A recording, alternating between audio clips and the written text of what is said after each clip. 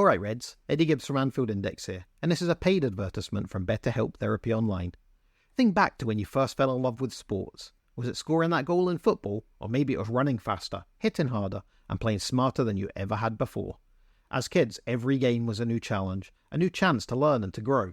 But what about as adults? Do we still push our limits, learn new strategies, or has the routine of life sidelined our passion? Just like a skilled football coach can transform a football team, therapy can re-energize and refocus your life's goals. Whether you're aiming to regain your former athletic glory or simply want to find joy in your weekend league, BetterHelp is here to support your mental fitness. With BetterHelp's online therapy, you're getting more than just advice. You're gaining strategies to manage stress, enhance focus, and set goals, just like in sports. It's convenient, flexible, and tailored to fit into your training schedule, however packed it might be. Signing up is as simple as lacing up your boots. Fill out a brief questionnaire and get matched with one of over 5,000 therapists in the UK. And if you need to switch tactics, changing therapists is easy and free. Rediscover your passion for the game with BetterHelp. Visit betterhelp.com/index today to get 10% off your first month. That's betterhelp.com/index.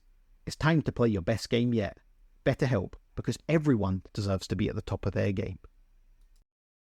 By the time you're finished listening to this Pepsi Zero Sugar, you'll be 15 seconds closer to kickoff. Stock up now. Bengals game day is so close, you can almost taste it. Bengals watching. Better with Pepsi. I'm Carol from Sunbury, Ohio.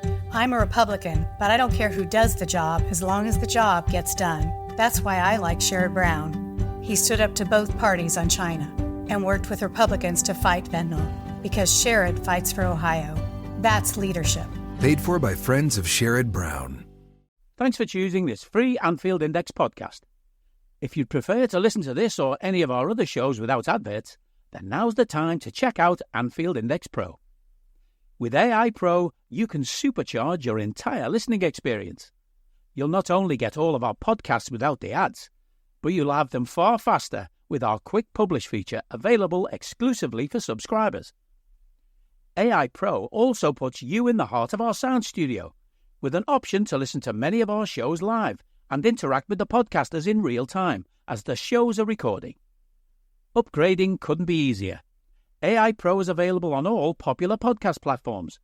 Just head on over to anfieldindexpro.com and get started today. Hello and welcome to AI Scouted on Anfield Index Pro. I'm Dave Hendrick, joined as always by Mr. Karl Matchett. How are you, sir? Solid 7 out of 10. How are you? I'm good.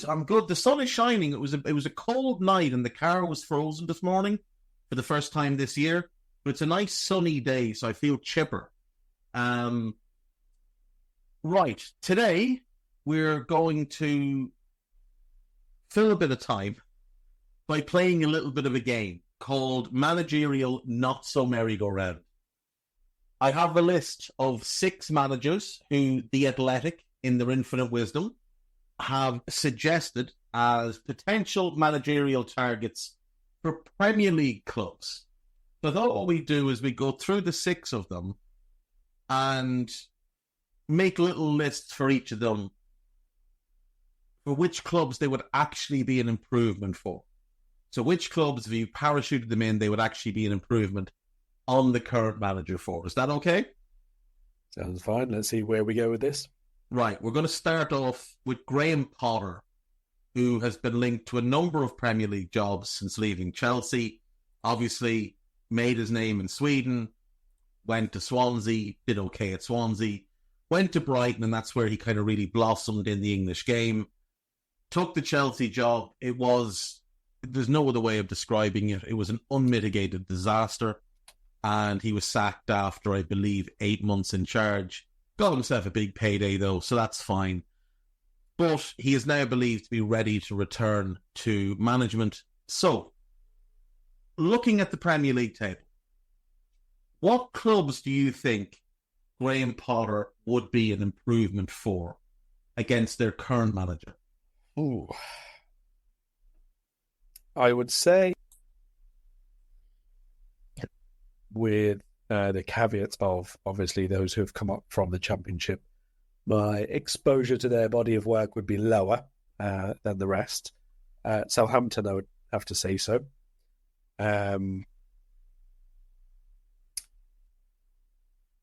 Presumably Ipswich as well, but again, we're looking at both those managers having done much more WAG outside of where I've been watching. So I'll go for those two. I'll say yes, better than Gary O'Neill at Wolves. I won't say better than Glasner will do with Palace. I know they've had a shocking start to the season, but I think Glasner's very good. We'll see where that goes. Inclined to leave Cooper there. Of course, he would be better than Ten Hag because very few people would have managed to do an even worse job than this guy's currently doing. I'd leave Iraola in place. I think he's better than Lopetegui, personally. Not better than Thomas Frank, even though obviously over the last 18 months or whatever, it's not been amazing at Brentford. I think if we take the whole body of WAG, Frank's been amazing there. Yeah. Nuno is kind of a Marmite manager. I find you either love him or hate him. Obviously, he's doing pretty well at the minute with Forest. But at Wolves, I couldn't stand watching his team. At Tottenham, he was awful, that kind of thing. So would he be better for Forest? I think yes. It's just that it would be a really different type of Nottingham Forest than the one we're currently getting to see now. No. I think Potter would be better than Eddie Howe at Newcastle. I think that's your lot. So I agree on Newcastle. I think Potter would do better with that group of players. I think he'd also do better working within the structure they clearly want to put in place with Paul Mitchell as one of the lead decision makers and running the transfer side. I think Eddie Howe is maybe a little bit too stubborn and too narrow-minded in his approach towards recruitment. I think that's the primary reason Dan Ashworth left.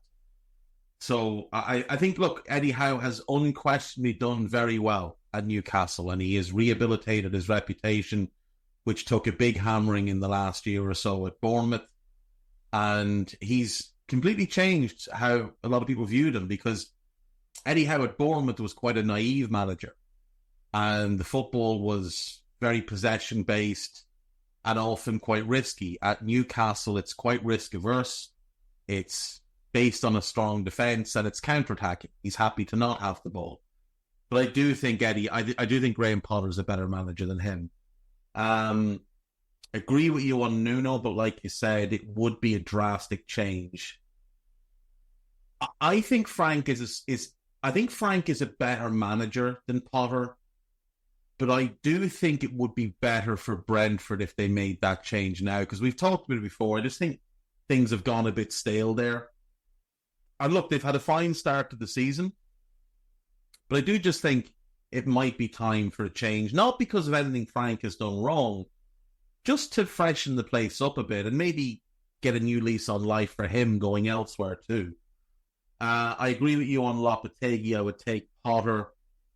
Wouldn't take him at Bournemouth. United for sure. I like Cooper as well, so I'd leave Cooper. I really like McKenna, so I wouldn't take him at Ipswich or Palace. But yes, at Southampton and Wolves. It would be a no at Tottenham. I think the top six as it currently stands, Liverpool, City, Arsenal, Chelsea, Villa and Brighton. The only one you could maybe make a case for is Brighton, just because the manager's so young and so inexperienced. But we saw Potter at Brighton, and it was never this. So that's fine. Brighton don't need him. The two clubs I'm looking at then that I'm a little bit torn on are Fulham, where Marco Silva has done an outstanding job. And I would have always thought him and Potter were similar level of managers. Potter's a bit more creative in his attacking play. Silva, I think, is a bit more pragmatic.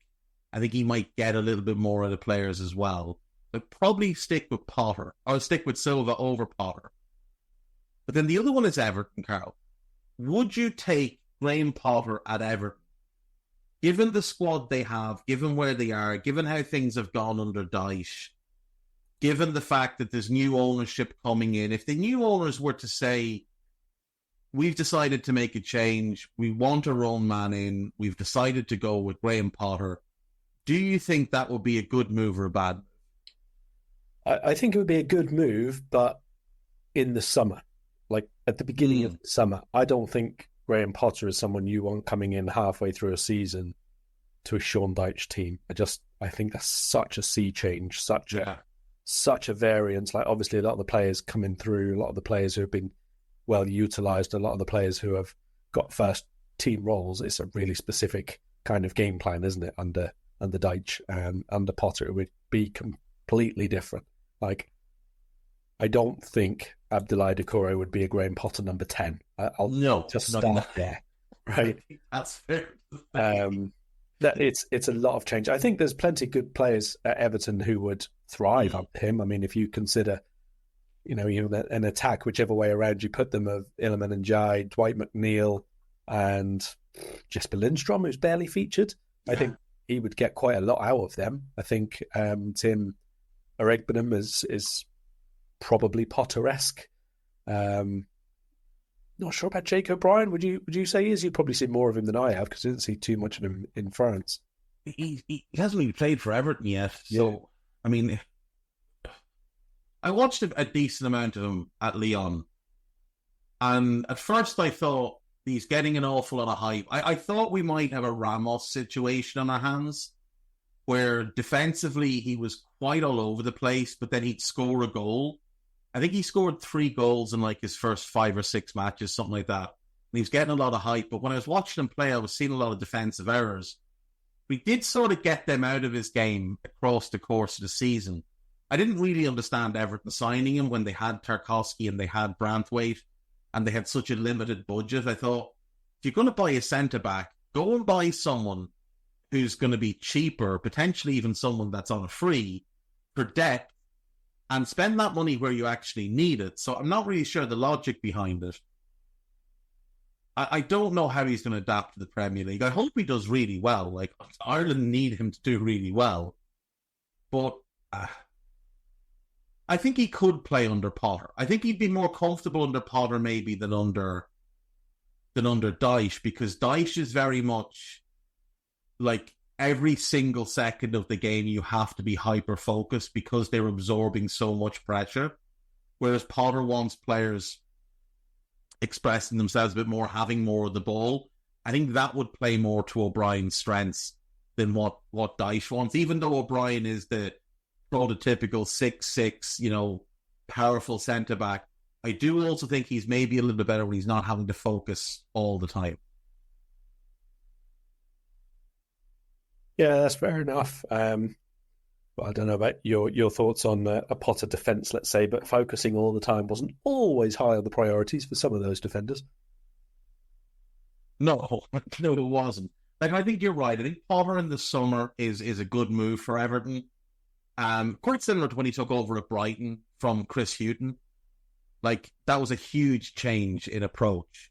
And it had to be a summer move. It couldn't have been a mid-season move. So, I agree. Right, the next name I have here is Gareth Southgate, Karl. I think this one's going to be a short list. Right. Start at the bottom again. I think there's obviously a bit of overlap here. Wolves and Southampton and Ipswich, I'd say yes. Everton, I'd be more inclined to say if it was a change during the season, Southgate could go to Everton, because I think there's more pragmatism and less of a stylistic change from Dyche than there would be to Potter. Steve Cooper, probably. I'd probably go Southgate. I wouldn't be asked either way. I don't think there's that much difference. Ten Hag or Southgate? I don't think Southgate is the manager Man United need, let's put it that way. But I think he's the manager they deserve. But at this point, I would largely take almost anybody over Ten Hag. We'll go into this another time, like if you want, but I don't see what they are hoping changes here in the slightest. I just don't understand at all this absolute inability to make a change. I'm absolutely fine with it, don't get me wrong, but I don't understand what they are thinking or hoping will change or why they think it will change. Anyway, not instead of Iraola. I would take him instead of Lopetegui. I'm not a massive Lopetegui fan. So yeah, I'd take Southgate over him. I think West Ham's probably a good sized club for him as well. Frank, yeah, maybe over Frank. Not over, I don't think anybody in the top half. I'd keep Eddie Howe at Newcastle. I'd keep Hertzler. Obviously none of the top 5 whatsoever. I think that's it. I think Brentford is as high as I would go for Southgate. I have a very short list for Southgate. It's Wolves, it's Southampton, and it's United. And that's it. I'm not taking him over Steve Cooper. I'm not taking him over Kieran McKenna. I would rather have Lopetegui than him. Really? Yeah, I would. I'd rather have Lopetegui than him. Like, we can only... The thing is, Gareth Southgate has done well with England, but when you start to look into the results, tournament by tournament, there's not a whole lot of examples of him beating a team he wasn't heavily favoured to beat.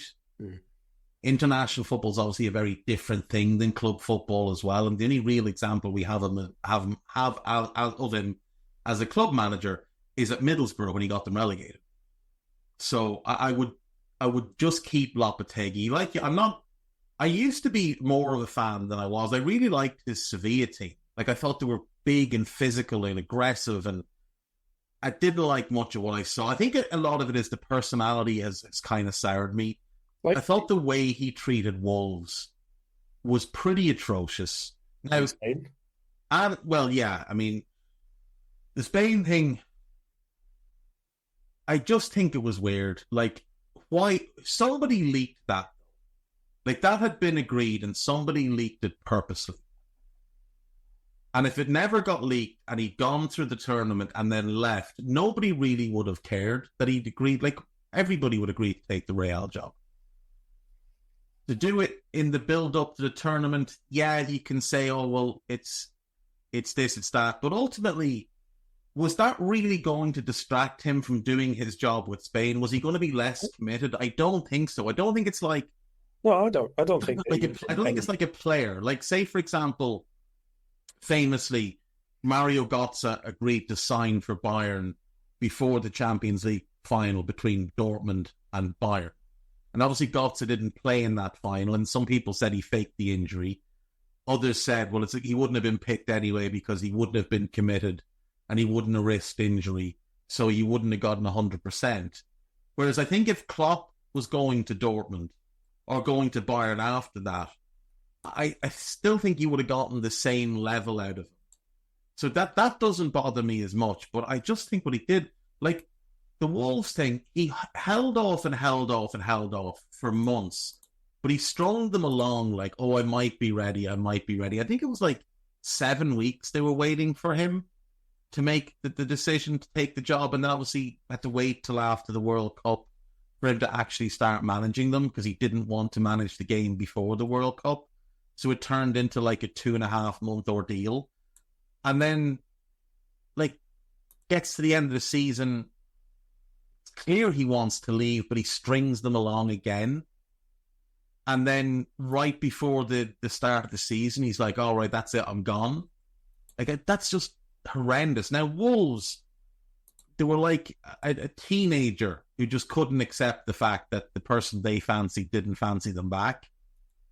But I just thought it was a bad act. So that's what soured me more than anything. But I'm just going to go Wolves, Southampton and United. But I do want to talk about Ten Hag at the end of all this. So let's get into the next one. It is European Cup winner Thomas Tuchel. Okay. And I think there's quite a long list here. Well, yeah, you'd want there to be a long list. This episode is brought to you by Atlassian. Atlassian makes the team collaboration software that powers enterprise businesses around the world, including over 80% of the Fortune 500. With Atlassian's AI-powered software like Jira, Confluence, and Loom, you'll have more time to do the work that matters. In fact, Atlassian customers experience a 25% reduction in project duration per year. Unleash the potential of your team at Atlassian.com. Atlassian. This episode is brought to you by Allstate. Some people just know they could save hundreds on car insurance by checking Allstate first. Like, you know, to check you have the tickets in your wallet first before you drive 2 hours to the big game. Seriously, you had one job. Now the closest you'll get to the 50-yard line is parking lot D. Yeah, checking first is smart.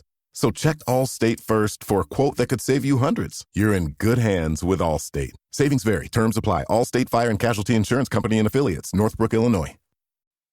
Ryan Reynolds here for, I guess, my 100th Mint commercial. No. I mean, honestly, when I started this, I thought I only have to do like 4 of these. I mean, it's unlimited premium wireless for $15 a month. How are there still people paying 2 or 3 times that much? I'm sorry, I shouldn't be victim blaming here. Give it a try at mintmobile.com/save. Whenever you're ready. $45 upfront payment equivalent to $15 per month. New customers on first 3-month plan only. Taxes and fees extra. Speed slower above 40 gigabytes. See details. I don't need a VPN. I've got nothing to hide. Ha. This is what I used to tell myself before I hooked up with LibertyShield.com.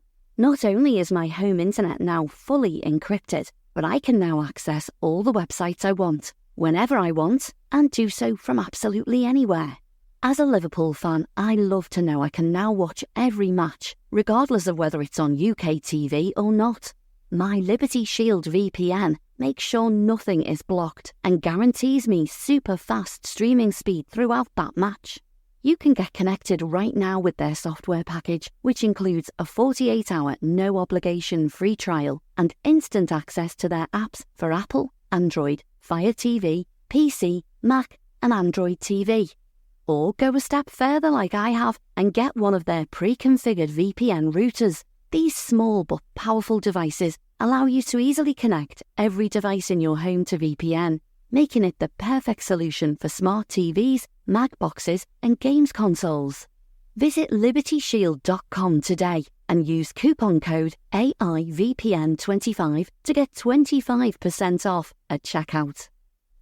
Right, let's quickly run through Wolves, Southampton, Palace, Ipswich, Everton, Leicester, United, Bournemouth, West Ham, Brentford. That's the bottom half. So I would take him over all of the managers of those clubs.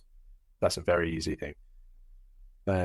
Who's the best there? Frank, Lopetegui, Iraola. I'd probably leave Iraola at Bournemouth just because I'm curious to see how that goes. But obviously, if you're Bournemouth and you get the chance to take Tuchel, you probably do. Yes, for United, we've already been over that and picked him for United in our rebuild there. So all the bottom half, that's easy peasy. Ange or Tuchel? I think Tuchel would work at Tottenham. So I would take him there. Yeah. I missed out Forest, so yes, obviously there. Yes, definitely over Silva. Newcastle, yeah, I'd probably take him there as long as they didn't mind it being a sort of 2-year thing, and then he'd probably get annoyed because that's a bit of a combustion. That's the thing, he's going to fall out with everybody wherever he goes. You're taking it based on the 2 years that you hope you get that are kumbaya and copacetic and everybody's happy. He's going to fall out with everybody eventually, but you're hoping that in the time that he's happy, you can maximise the results. So I would say everybody from Newcastle in 7th downwards would be a yes. Yeah, I agree. And I don't think any of the top 6, that's Brighton with Hertzler, Villa with Emery, Chelsea with Enzo, Arsenal with Arteta, City with Pep and Liverpool with Slot. I don't think any of those take him. So I don't think Brighton would take him because I just don't think he fits the mandate of what they want the manager. But I don't think there's any doubt he's a better manager than Hertzler. No, of course. Is he a better manager than Unai Emery? I mean, I think he's a better coach. Yeah, he's someone who has a higher ceiling with clubs than Emery, no question. But Emery has a format and a formula, and it works, and it can work over 3 and 4 seasons and get a team to a glass ceiling of, let's say, 4th in this case. So Emery can probably do that for a longer period than Tuchel can be at his best and maybe get them 1st, 2nd or 3rd. So I think they'll stay with him. See, yeah, I agree. He's obviously a better manager than Maresca, but he's been there. Yeah. Here's my question for you, Karl.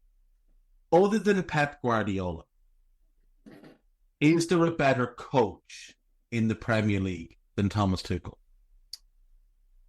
Like, forgetting the personality side of it for a second, just what he does as a coach. So let's only say people who have been in the Premier League for longer than a year or, into the... Yeah, let's take out Arne, let's take out Maresca, let's take out Herzler. Now, I think he is a better coach than all of them at this point in time, but they're all on the way up, and he may well be on the way down. We don't know. We'll see what happens at the next job. Yeah. So I think you got an argument there that Arteta can be a better coach if we're just talking about coaching here, yeah. Because he's put together a side which has shown defensive resilience and good tactical organisation and so on and so forth. So from a coaching perspective, I think there's an argument, for Arteta. Whether you think that that's better coaching because of different style or attack-minded, or I think Tuchel's a lot more tactically flexible in terms of formations and so on. So that depends on just perspective, but I think Arteta can be in the conversation for that. Again, Emery has to be in the conversation for that because he is absolutely able every single job to do the exact same thing, and that requires to be really good at coaching the thing you want to do, really good clarity of message.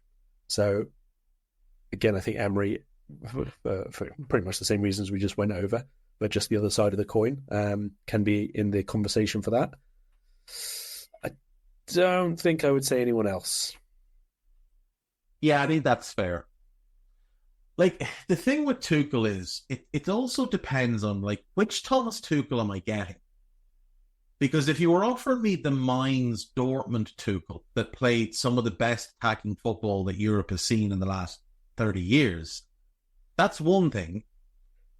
If you're offering me the guy that was at Chelsea and PSG and at Bayern, and the term terrorism ball was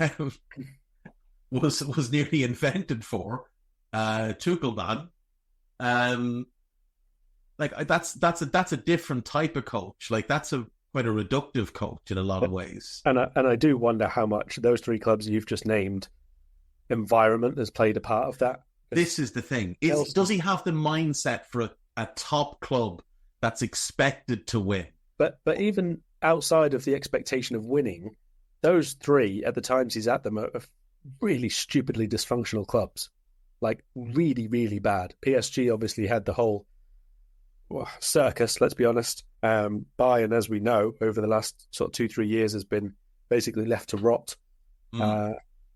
Chelsea have just been a basket case for a long time. So I'm not sure we can say all of it is down to that, but definitely I think the demand to get results rather than allow him to coach his way is going to have to be a factor in that. Yeah, like he is definitely a victim of circumstance in a lot of ways. I agree. He chose the jobs. Oh no, that's that's the thing. He's a willing participant. He has in many ways kind of sabotaged himself repeatedly, and ultimately, like, he has won a league title with PSG, but it's like getting a free toy with your Happy Meal. It's the same thing with winning the title at Bayern. And in fact, what he actually did was he went up to order a Happy Meal, instead garbled that he wanted a bag of shit. And then Dortmund walked up, having ordered their Happy Meal, took his bag of shit and just happened to leave him with the Happy Meal and the toy by accident, by choking in the manner that they did. He did win a European Cup with a really bad Chelsea team. Like, he won it. Whether he would have won it with fans in the stands, I don't know.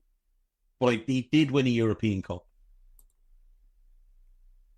And he had a broken foot in a final. Yeah. Nobody can take that away from him. He's a bizarre man. Trev Downey's convinced he's a serial killer. Anyway, moving on. David Moyes. I think there's definitely a strong shout for Moyes to be better than 7, 8, maybe, in the league right now. Right. Wolves? Sure. Southampton. Everton. I think he's a slightly better manager than Dyche at this point. Yeah, comfortably. I would take him at Leicester over Potter or over Cooper.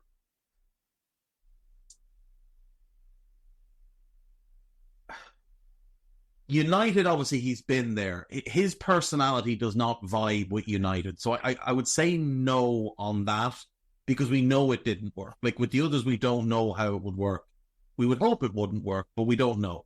We know with him it wouldn't work there. West Ham, I think, might be better off if they could go back in time and swap again. Brentford, I just think, yeah, probably at this point, and I think Forest would be a yes. Bournemouth, I wouldn't, because I think Iraola I think he's really, really good. I do. I think he's really, really good. And Fulham, I think it's about a push at this point. I think it's probably more of the same if he takes over from Silva. I think Silva's good. I think Moyes is good. I would like to see Moyes at a Newcastle. With proper backing. Yeah. That could be interesting. Because we know he connects well with fan bases. He did it at Everton. He did it at West Ham. Now, it was weird at West Ham because he didn't play well with some quarters of the fan base, but he did, in general, they did like him. And they're calling for him to come back. So, Newcastle could be interesting. But is he a better manager than Eddie Howe? Might not be. He's a very different kind of manager. So, I feel like Moyes is like a lesser version of Emery, where he knows exactly what he wants to do and he can coach what he wants to do. But what he wants to do gets you sixth at best, rather than fourth at best, like Emery can. Yeah. And we've seen Eddie Howe get them fourth. There's probably more variance with Howe. Like, Howe might get you third or fourth, but he might also get you 12th to 14th. Now, Moyes has had bottom half finishes, but I don't think he would have with Newcastle. Right, next one. You're going to like this one. Ole Gunnar Solskjaer. Okay. Okay. Ole Gunnar Solskjaer.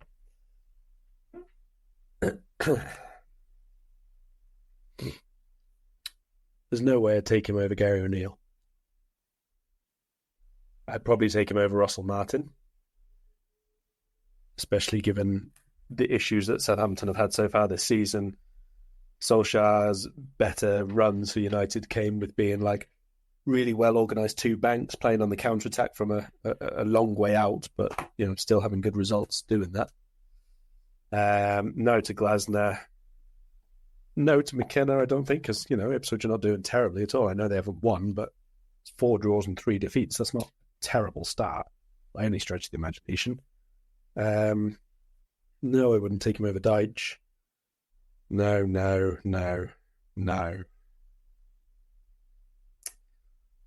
Like, if Frank was to leave of his own accord, it'd be interesting to see Solskjaer, and I use that word really loosely, at like a Brentford who are established and should be safe. And what can you do? Because so far all we've seen him at is a dysfunctional club at the top and a dysfunctional club at the bottom. So I would like to see him at like that middle of the road club. Yeah, middle of the road, not in relegation battle, not in a terrible place kind of team, and see what actual kind of coach you are. And when I say that's all we've seen him is, I mean in England, in the Premier League, obviously, not even in England. One of them was in Wales, but in the Premier League.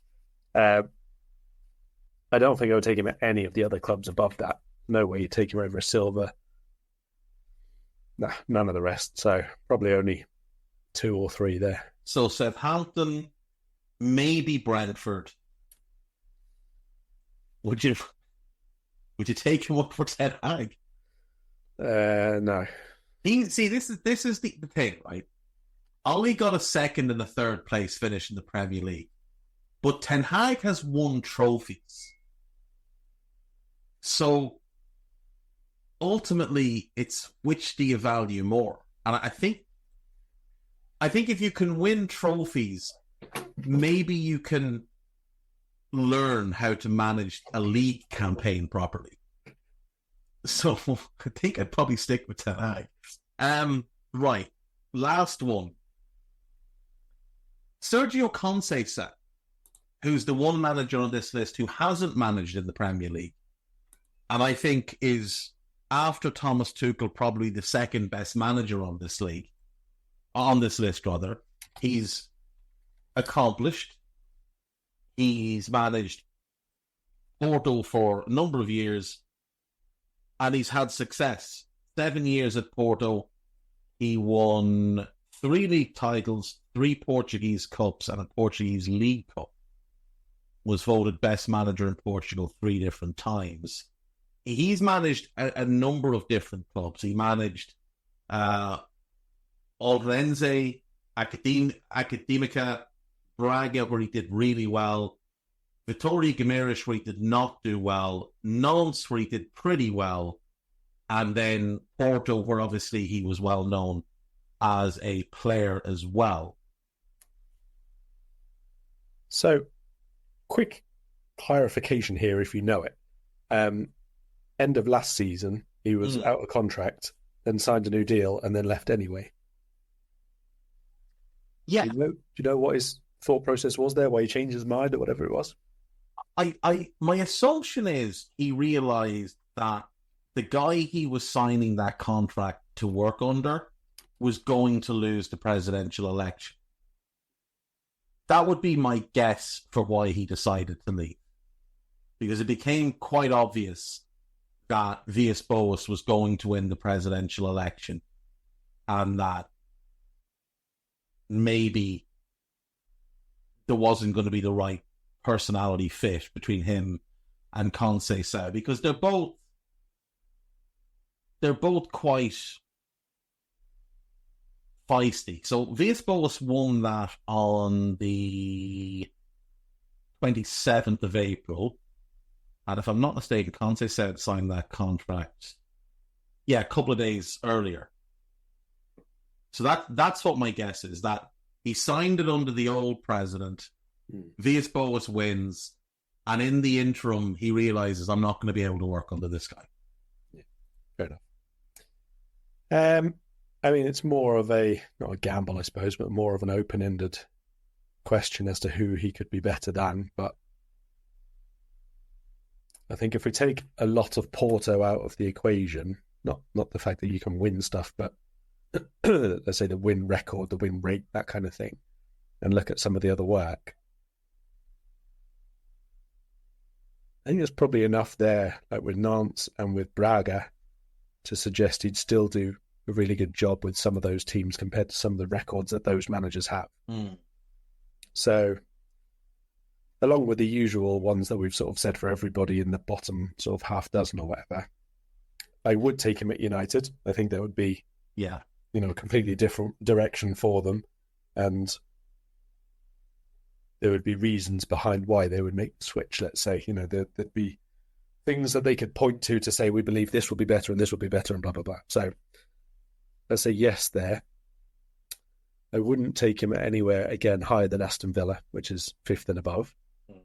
I mean, probably he's better than Hertzler, but we don't really know, and they've appointed him for a reason, and he's really young, so I wouldn't disrupt that Brighton one just for the same reason. Like, obviously, we know Tuchel is better coach, but again, we've said no there. Yeah. So Toon is the really interesting one here. Yeah. I mean, Man United's a bigger club, and we're saying yes there. So you probably should be saying yes to Newcastle. But I do think it would be more of a risk for Newcastle because they've already got reasonable strides taken, Hey guys, it's Eddie Gibbs from Anfield Index here. I hope you're enjoying this podcast, and I'm sorry to call time on the show before it ends. In the current climate, it's tougher than ever before to offer podcasts for free. At Anfield Index, we produce over 75 free shows every month, which I'm confident is unparalleled in the LFC sphere. Whilst we'd love to offer everything for free, the production costs now make this impossible. That said, we don't want to follow the model of other channels and lock all of our content behind a paywall. So what we've decided to do is to continue offering every show for free, but cut that offering to 30 minutes on our longer shows. So to get all of our shows in full and enjoy the best of everything we have to offer, we really hope you'll consider supporting the channel and signing up at anfieldindexpro.com. For about the price of 1 cup of coffee, you'll get every podcast in full with 0 ads. You'll also get access to our LFC VIP community, where you can enjoy live podcasts, engage with our podcasters, and chat with other Reds in real time. So that website again, anfieldindexpro.com. Join today. This podcast is part of the Sports Social Podcast Network.